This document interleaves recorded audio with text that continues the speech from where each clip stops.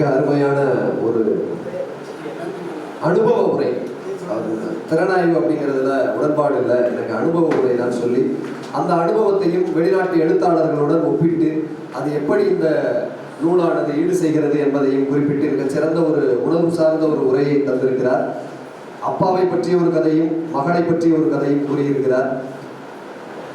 சிறு புள்ளில் உறங்கும் பணியில் தெரியும் மழையின் அளவோ தாங்கவில்லை, உந்தன் கைகள் பிடித்து போகும் வழி அது போதவில்லை இன்னும் வேண்டுமடி, இந்த மண்ணில் இதுபோல் யாரும் இங்கும் வாழவில்லை என்று தோன்றுதடி, மகள்களை பெற்ற அப்பாக்களுக்கு மட்டும்தான் தெரியும் முத்தம் காமத்தில் சேர்ந்ததில்லை என்று. இந்த உணர்வினைத்தான் நிலாமிகா அவர்களிடம் நிலாமகன் அண்ணன் அவர்கள் கடத்தியிருப்பதாக இந்த உரையிலிருந்து நான் புரிந்து கொள்கிறேன். நானும் கதையை படிப்பதற்கு அவரோடு காத்திருக்கிறேன். அடுத்ததாக மணவை மண்ணை போல நடுப்பட்டிக்கு என்று தனி வரலாறு உண்டு. நடுவை தனித்தமிழ் மன்றம் என்று முன்காலத்தில் தொட்டே மிகச்சிறப்பாக எங்களுக்கெல்லாம் வழிகாட்டியாக இருக்கக்கூடிய நடுவை தனித்தமிழ் மன்றத்தினுடைய எழுத்தாளர், எங்கள் இனிய நண்பர் எழுத்தாளர் தமிழ்ச்செல்வன் அவர்களை நூல் அனுபவ உரை பேசுவதற்காக அன்போடு மேடை கிடைக்கிறேன்.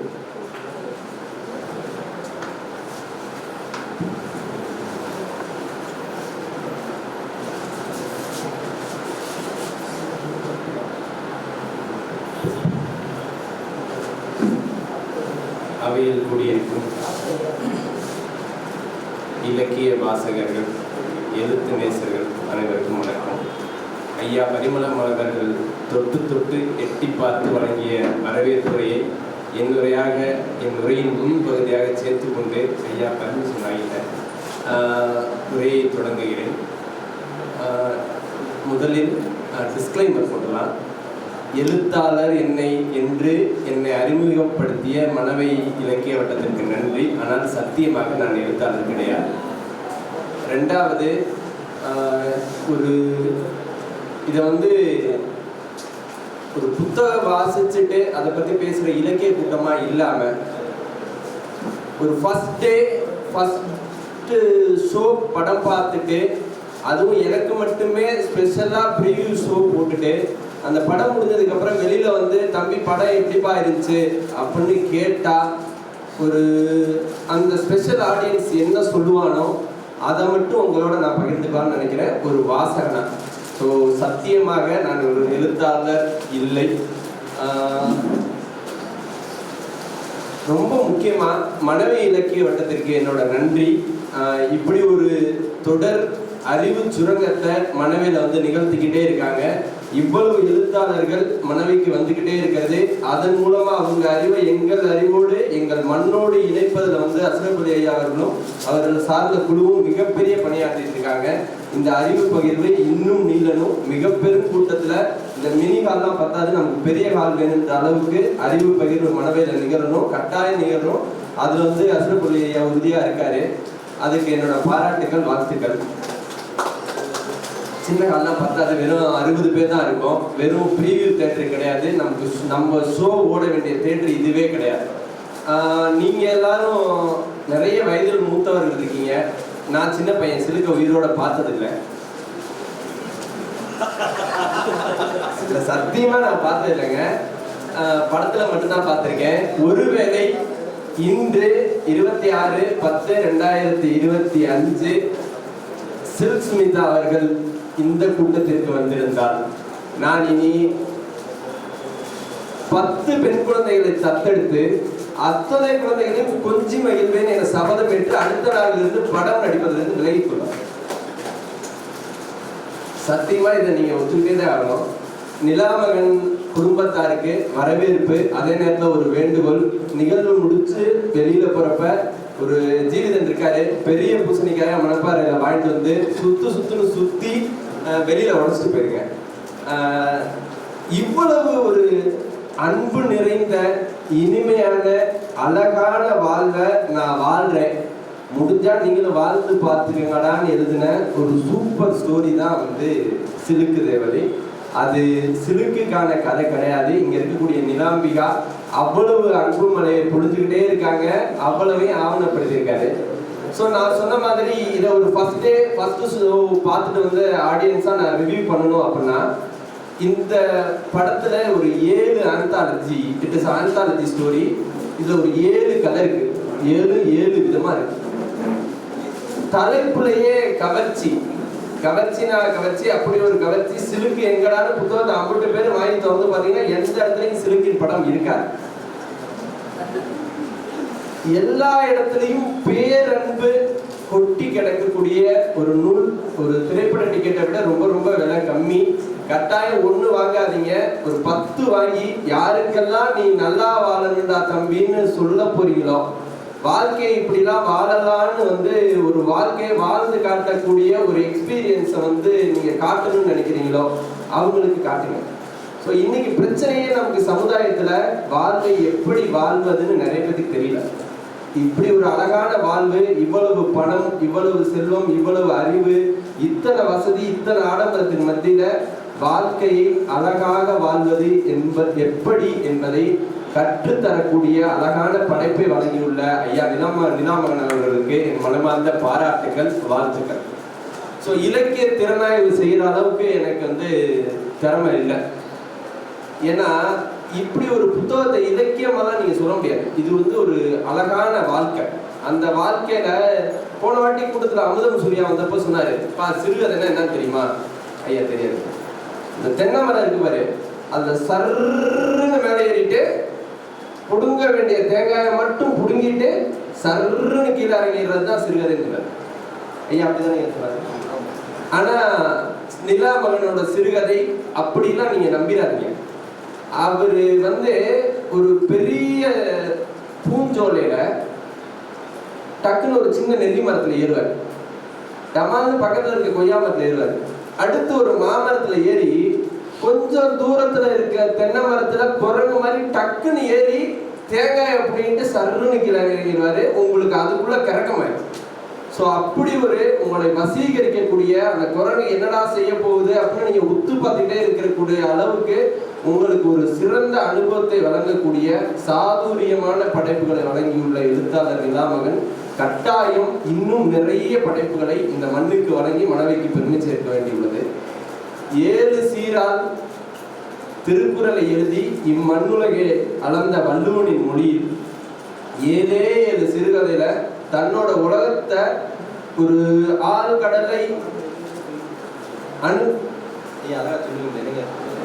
அணுவை பிளந்து 6 கடலை புகட்டி குறுக தரித்த குரல் மாதிரி தன்னோட வாழ்க்கைய உலகத்தை அடுக்க முடியலன்னாலும் தன்னோட வாழ்க்கைய ஒரு இந்த 7 கதைக்குள்ள ரொம்ப சின்னதா வெறும் ட்ரைலர் மட்டும் காட்டியிருக்காரு. நீங்க நிலாமகனோட ஒரு சிறுகதை தொகுப்புன்னு இதை நீங்க நம்புனீங்கன்னா அது தப்பு. அவர் எழுத போற அடுத்து வரக்கூடிய 7 நாவல்களுக்கான ட்ரைலரை வெளியிட்டுள்ள நிலாமகன் அவர்களுக்கு பாராட்டுகள். தொடர்ந்து வந்து ஒவ்வொரு ட்ரைலருமே பிரமிக்கிற மாதிரி இருக்கும். முதல் கதை காளிதாஸ் கண்ணதாசன். காளிதாசன்னா நாடகம் எழுதுவாரு, கண்ணதாசனா பாட்டு எழுதுவாரு. இவ்வளவுதான் நமக்கு தெரியும். சரி, இன்னும் கொஞ்சம் இலக்கியமா யோசிச்சீங்கன்னா காளினா கோபமா இருக்கும், கண்ணன்னா கொஞ்சிட்டே இருப்பாரு. இப்படி 2 தலைகீழ் பிம்பத்துக்கு இடையில ரொம்ப நேரா டிராவல் பண்ணி இது எங்க அப்பா கதைங்க, வேற எதையும் நீங்க யோசிக்க முடியாது. தலைப்பை பார்த்துட்டு அடுத்த லைனு இது எங்க அப்பாவின் கதை அப்படின்னா, இன்னைக்கு பெரும்பாலான வீடுகள்ல ஒரு 13 வயது மகன், குறிப்பா கல்லூரிக்கு செல்லக்கூடிய மகன் பெரும்பாலும் தந்தையிடம் உரையாடுவது இல்லை. இது இன்னைக்கு ஒரு மிகப்பெரிய சமூக சிக்கலா இருக்கு. ஸோ அதை அட்ரஸ் பண்ணிட்டு அதுக்கப்புறம் வந்து எங்கெங்கெல்லாம் வந்து அந்த மகன் வந்து தந்தையிட்ட இருந்து விலகி நிற்கிறான். ஒரு ஓய்வுக்கு பின்னாடி ஒரு தாய் வந்து எப்படி அந்த கணவரை கவனிச்சுக்கிறாரு, இதெல்லாம் சொல்லி அந்த குடும்பத்தை வந்து கடன்னு சொல்லிட்டு வந்தது. ஒரு கட்டத்துல வந்து அந்த அம்மாவுக்கு வந்து கணவர் செஞ்ச ஒரு தவறு அது தெரிய வந்தது. அது கோவிச்சுட்டு அவங்க இறந்து போயிடுறாங்க. பின்னாடி வந்து அவரோட தவறான நடத்தை மகனுக்கும் தெரிய வருது. அப்ப அவரு செய்யக்கூடிய செயல் வந்து அந்த அம்மாட்ட போய் வந்து ஒரு மாதிரி கெஞ்சி நிற்பாரு. அந்த இடத்துல எங்க இலக்கியம் ஆகுதுன்னா, என் அம்மாவிடம் அவர் கெஞ்சி நின்றது போலவே அந்த பெண்ணிடமும் அவர் கெஞ்சிக் கொண்டிருந்தார். ஒரு நாள் என் அம்மாவும் அவரை மன்னிப்பார் அப்படின்னு சொல்லிட்டு, பார்க்கக்கூடாத அல்லது கேட்கக்கூடாத அல்லது தந்தையின் தவறு பத்தி ஊரே பேசிக்கிட்டு இருந்த தன்னோட ஒரு சின்ன செயலை பார்த்துட்டு அந்த பையன் ஒரு காலேஜ் போற பையன் இல்லை அப்படிலாம் ஒன்றும் இல்லைன்னு விலகி போற ஒரு மனிதம் தோன்றக்கூடிய ஒரு தருணத்தை வந்து ரொம்ப அழகா எழுதியிருப்பாரு. அந்த சீன்ல வந்து நிலாமகனுக்கு வந்து இளையராஜா எவ்வளவு பிடிக்கும் நம்ம நிறைய நேரத்தில் அவரோட உரையாடும் போது பார்த்துருக்கோம். அதுல ரொம்ப குறிப்பா இந்த கவிதை தொகுப்புல இந்த மியூசிக் டைரக்டர்ஸ்லாம் வந்து இப்போ நிறைய இன்டர்வியூஸ்ல வந்து புலம்புறாங்க. இவங்க படத்தை எடுக்க தெரியாம எடுத்துட்டு வந்துட்டு அந்த நேரத்துல சீன் ஒழுங்காகலைன்னா மியூசிக்கை வச்சு எதையாச்சும் பண்ணுடா அப்படின்னு சொல்லி வந்து மியூசிக் டைரக்டர்ஸ் வந்து டார்ச்சர் பண்றதா வந்து நிறைய செய்திகள் வந்து உலகுது. இப்ப நிலாமகன்கிட்ட ஒரு வசியம் இருக்கு. என்னன்னா, நீங்க இந்த புத்தகத்தை இப்படித்தான் படிக்கணும்னு ஒரு ட்ரிக்கை நான் சொல்லித்தரேன். நீங்க கதையை படிச்சு முடிச்சுட்டு ராசாத்தி ஒன்றை காணாத நெஞ்சு பாட்டை கட்டாயம் சர்ச் பண்ணி கேட்டீங்க அப்படின்னா அது தரக்கூடிய ஆனந்த உணர்வு அற்புதமா இருக்கும். ரெண்டாவது கதை சிலுக்கு தேவதையை நீங்க படிச்சுட்டு, ஆகா மனுஷன் மகளை இவ்வளவு கொஞ்சராரு இல்லடா, இந்த வீட்டுல பிறந்த பையன் வந்திருக்கானா வல்லையாம்மா ஐயம்மா, அந்த பயனை பத்தி ஒரே ஒரு வரிதாங்க. அந்த பெண் குழந்தையை பத்தி அவ்வளவு பேசிய ஒரு தந்தை அந்த மகனை பத்தி ஒரே ஒரு வரி பேசுவாரு. மனைவியை வந்து கொஞ்சம் புரிஞ்சுக்கிட்டு கோபப்படுற ஒரு பெண்ணாவே காட்டிட்டு மனைவிக்கு ஏதாச்சும் நியாயம் செய்யணும்ல, அது மகளை பற்றிய கதைன்னு நினைச்சா அது நம்மளோட தப்பு. கடைசியில ஒரே ஒரு பாட்டு போடுவாப்ல, நீ என்பது நான் அல்லவோ தேவதேவி அப்படின்னா நீங்க ஒட்டுமொத்த பாட்டுக்கும் அந்த கதைக்கும் சேர்ந்தாப்புல வந்து மனைவியை கொண்டாடக்கூடிய ஒரு தலை சிறந்த கணவரா வெளிப்படக்கூடிய நிலாமகன் ஒரு நல்ல குடும்பஸ்தர். நிறைய குடும்பங்களுக்கு கல்யாண வீடுகளுக்கு பரிசு அந்த கதை போய் சேர வேண்டிய கட்டாயம் இருக்கு.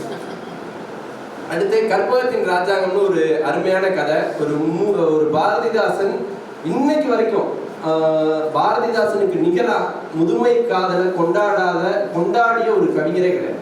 பாரதிதாசன் வந்து எது எனக்கு இன்பம் தரும்ன்ற இடத்துல அவள் இருக்கிறாள் என்பதே எனக்கு இன்பம் தரும் சொல்லி ஒரு அழகான ஒரு முதுமை காதல் பற்றிய ஒரு கவிதை எழுதின எந்த கமர்ஷியல் தேவையும் இல்லாத ஒரு கவிஞன் ஒரு அவ்வளவு ரொம்ப தீவிரமா முதுமை காதல் பத்தி ரொம்ப சிறப்பா குடும்ப விளக்குல வந்து எழுதிப்பாரு. அதை விட ஒரு படி மேல போய் மனைவியின் குரல் கேட்டவுடன் அழுது கொண்டே பயணிச்சுக்கிட்டு இருந்த ராஜாங்கத்தோட முகத்துல ஒரு சின்ன சிரிப்பு வரும். அப்படிப்பட்ட ஒரு முதுமை காதல் வந்து குடும்ப விளக்குல கிடைக்கிறவங்களுக்கு அதே தரிசனம் இந்த கதையிலையும் கிடைக்கும். கட்டாயம் நீங்க வந்து வாசிச்சே ஆகணும். படிக்காசுன்னு ஒரு கதை இருக்கு. நீங்க இந்த படிக்காசுன்னு இருக்கக்கூடிய கதையில கட்டாயம் ஒரு 3 தடவை படிச்சீங்கன்னா உங்களுக்கு வந்து வேற ஒரு உலகம் தெரியும். முதல் தடவை படிக்கும் பொழுது எனக்கு ஒரு உலகம் தெரிஞ்சிச்சு. ஒரு சாதாரணமா யாரோ ஒருத்தர் வந்து ரோட்ல குடிச்சிட்டு உருளக்கூடிய ஒரு ஆளை பத்தின ஒரு கதை அப்படின்னு எனக்கு தோணுது. ரெண்டாவது படிக்கும்போது அந்த கடையில உட்காந்து வேடிக்கை பார்க்குற ஒருத்தரோட கதையா தெரிஞ்சிச்சு. அதுக்கப்புறம் தான் தெரிஞ்சு இது ஒட்டுமொத்தமா வந்து ஒரு குடும்பத்தை ஒரு குடும்ப வாழ்க்கைக்குள்ள எப்படி வந்து ஒரு மனிதன் இயங்கணும், எப்படி வந்து குடும்பம் சார்ந்த சிக்கல்கள் ஊர் முழுக்க பரவி இருக்கு அப்படின்றத வந்து அடிக்கோடிட்டு ஒரு மைய நூலில ஒரு நாவலுக்கான பொருளா பேசக்கூடிய படைப்பா இந்த படிக்காசு இருந்துச்சு. அடுத்து அளவின்ற கதை எப்பெல்லாம் பார்த்தீங்கன்னா அது உண்மையிலே ஒரு சிறுகதையாக வரக்கூடாத ஒன்று. ஏன்னா அவ்வளவு பெரிய நாவலா இடப்பெயர்வின் துயரத்தை, ஒரு அகதியா வாழ்றதுல இருக்கக்கூடிய சிரமங்களை, தன் நகையை பறி கொடுத்துட்டு ஏமாந்து அடகு வச்ச இடத்துல இருந்து மீட்க முடியாத ஒரு அவல நிலையில எவ்வளவோ சோகங்கள் வந்தாலும் இறுதியில வந்து அந்த பேரன் வந்து நீ இனிமேட்டுக்கு வேலைக்கு போக வேண்டியதுலன்னு சொன்ன உடனே அந்த பாட்டி முகத்துல வந்து ஒரு சிரிப்பு வரும். இதெல்லாம் நீங்க கட்டாயம் கண்டு கேட்டு ரசிக்க வேண்டிய தரிசனம். இப்ப நான் என்னடா அஸ்ரப் அலி சார் பேசும்போது கதையை மட்டும் எப்படியாச்சும் சொல்லிடக்கூடாது, எல்லாரும் புத்தகத்தை வாங்கிட்டு போயிடணும், வீட்டில் போய் தான் படிக்கணும்னு சொல்லிட்டு ரொம்ப மறைச்சு நிறைய பேசுறாரு. இன்னைக்கு அதெல்லாம் தேவையில்லை. புத்தகத்துல என்ன இருக்கோ எதை பத்தி வேணாலும் பேசிக்கிட்டே இருந்தா குறைந்தபட்சம் சுவாரஸ்யம்லாம் தேவையில்லை. புத்தகம் நிறைய பேர்கிட்ட போய் சேரணும். இன்னைக்கு வந்து திரைப்பட உத்தியை தான் இலக்கியவாதிகளும் கையில் எடுத்திருக்காங்க. நிறைய புத்தகங்களை பத்தி பேசிக்கிட்டே இருக்கிறப்பதான் புத்தகங்கள் பற்றி கதைகளாக பேசப்படும். ஸோ அளவி அவ்வளவு அற்புதமான படைப்பு. கடைசி கதையாக வரக்கூடிய தப்பு தாளங்கள், உறவு சிக்கல்களில் அனாதையாக விடப்படக்கூடிய குழந்தை ஒரு ஆதார் கார்டு வாங்க முடியாமல், ஜாதி சான்றிதழ் வாங்க முடியாமல், யாரோ ஒருத்தரோட கருணையை கோரியும் கோராமல் இருக்கு, ஆனாலும் இந்தியா உழுதுன்னு பீத்திக்கிறீங்களேப்பா அப்படின்னு பல்லாறு அடித்த மாதிரி ஒரு அற்புதமான அரசியல் கதை. இப்படி ஒரு விதவிதமான நீங்கள் ரசித்து அனுபவித்து உங்களுக்குள்ள வாங்கி அதன் மூலமா ஒரு 1.5 மணி நேரம் அல்லது அதை ரசிச்சு நீங்க படிச்சீங்கன்னாலும் ஒரு 3 மணி நேரம் இந்த 7 கதையை நீங்க வாசிச்சு பார்க்கும்போது உங்களுக்குள் நீங்கள் சிலுக்கை வேறு யாராக பார்த்திருந்தாலும் இனி சிலுக்கு உங்களுக்கு முழுக்க உடையதில்லை, தேவதையாக தெரிவார், உங்களுக்குள் மனிதன் பிறகு.